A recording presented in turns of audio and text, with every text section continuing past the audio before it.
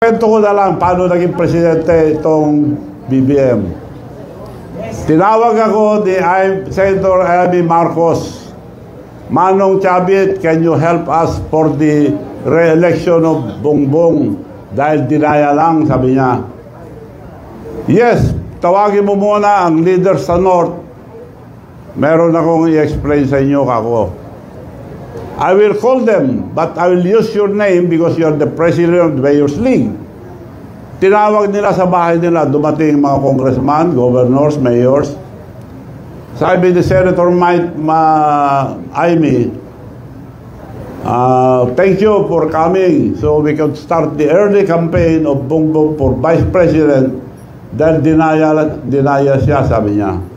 But Manong Chavit has a plan. Manong, can you please tell us your plan?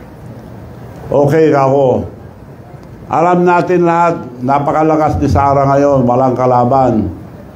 Now, gusto mo Vice President, mag-campaign na tayo maaga. Mag-file ka ng Vice President, marami kang makakalaban yan. Kung si Sara, kung sa Presidente, wala ka rin laban. So, at the time, ang suggestion ko, mag-file muna tayo for President.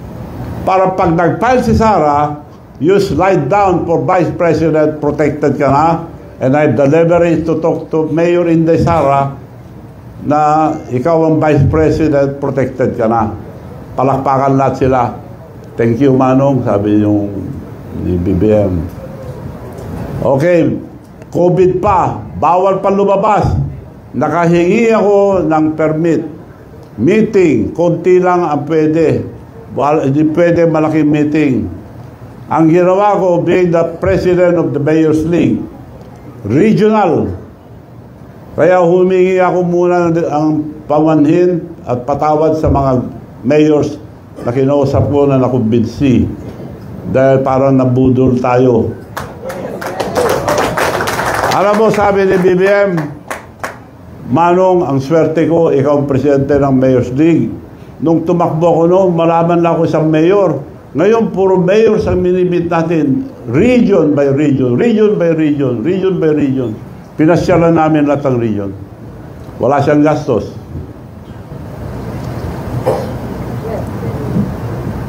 So yun ang totoong nangyari.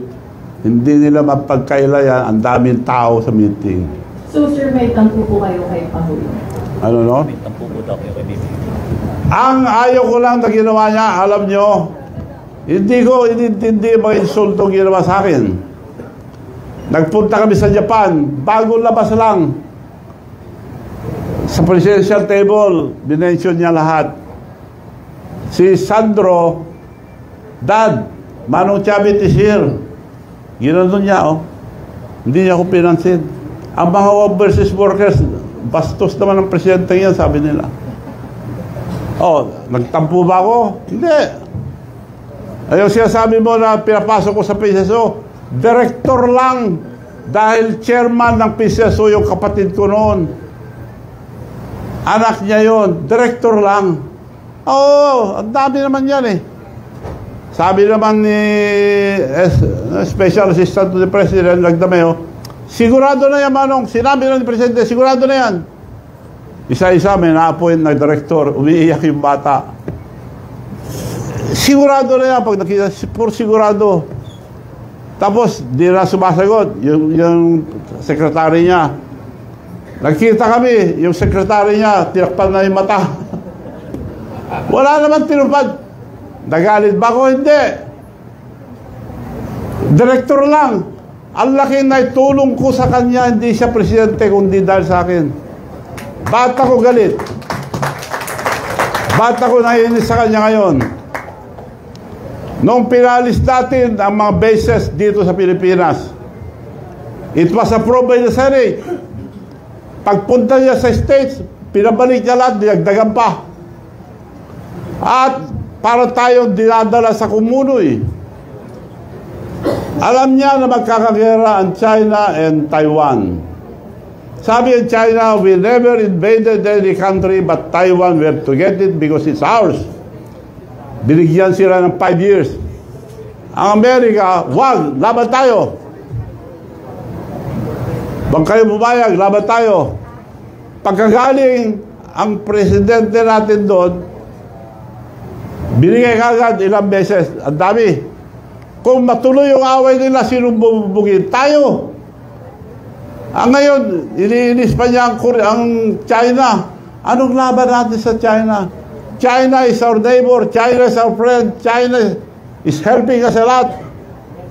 Mabuti nga, tubig lang kinakanyon nila eh. May karapatan din sila doon dahil ang dami nag-reclaim, hindi lang tayo. Vietnam at ibang country. It should be diplomatic. Kausapin niya lang. Sosyo na lang tayo dyan. She should stay neutral as a leader. He should stay neutral. Bakit kumampi kagad? Di pinapahamak tayo. Naghahabon pa. Mali yun.